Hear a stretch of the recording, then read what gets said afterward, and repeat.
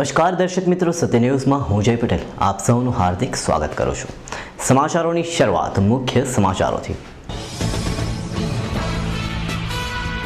વિવેક પ્રદર્શની ટ્રેનનું વલસાડમાં આગમન। સ્વામી વિવેકાનંદજીના જીવન ચરિત્રની ઝાંખી નિહાળવા જનતાને જાહેર અપીલ।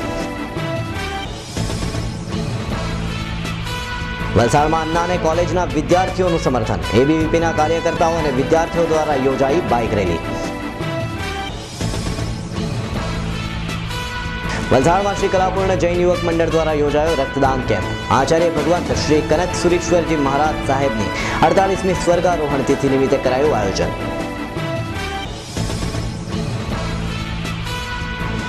वलसाड़ में शाळाना शिक्षकों और भूलकाओ अन्नाना समर्थन में जोड़ाया। शहरना जाहेर मार्गों पर निकळेली विशाल रेली। पारडीना उरवाड नजीकथी लग्जरी बसमांथी दारूनो जथ्थो झड़पायो। लग्जरी चालक सहित 3 ની ધરપકડ કરતી પારડી પોલીસ।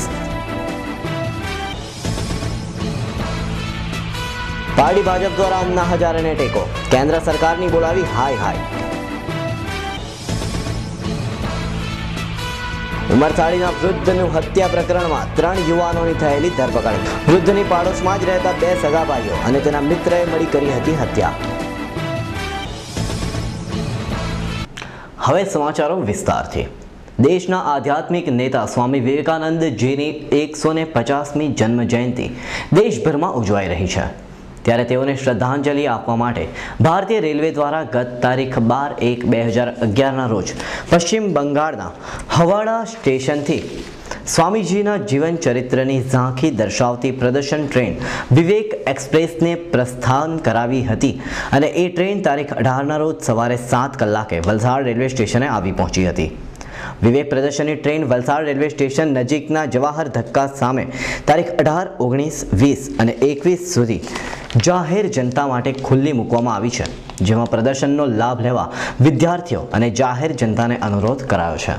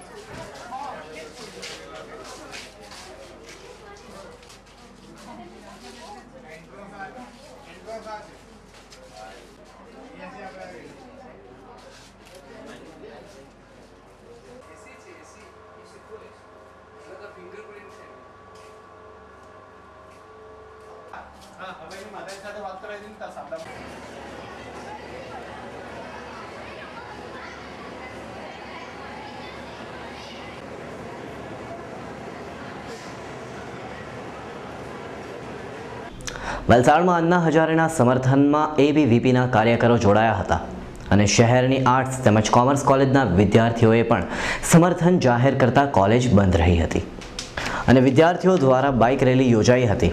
જોકે શહેરની આર્ટ્સ કોલેજમાં આ મુદ્દે થોડી ગેરસમજ ઊભી થતા ગરમાગરમીના દ્રશ્યો સર્જાયા હતા। બાદમાં કેટલાક કાર્યકરોએ મહિલા પ્રિન્સિપલની માફી માંગતા મામલો થાળે પડ્યો હતો।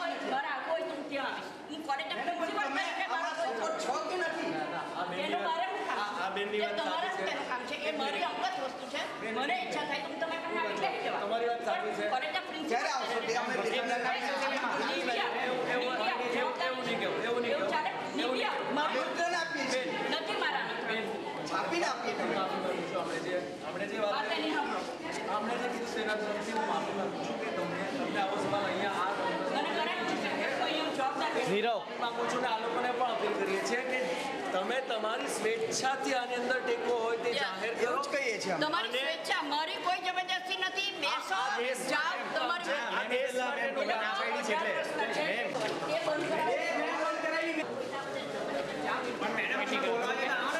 તમે મેં પ્રિન્સિપાલ તમે તો ચેટ છોડીને દેડ મેં કોણ નહીં આવો એ કેવું તમે પણ તમે જાઓ શું કરવા 18 વર્ષે એ લોકોને મતદાર બધા મેં સર બધા બોલ નીકળી કોઈના બોલ લેક્ચર બધા બોલ ટેકો ઉડી ગયા કારમાં બધા છોકરાને બોલાવી ઓર મેં વાત આવી ફોન આવ્યો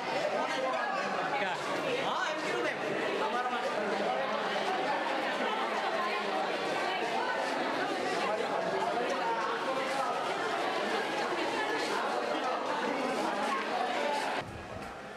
આજરોજ સવારે 7 વાગે કોલેજ ઓફિસમાંથી ફોન આવ્યો કે કોલેજના ગેટ બંધ કરી દેવામાં આવે છે।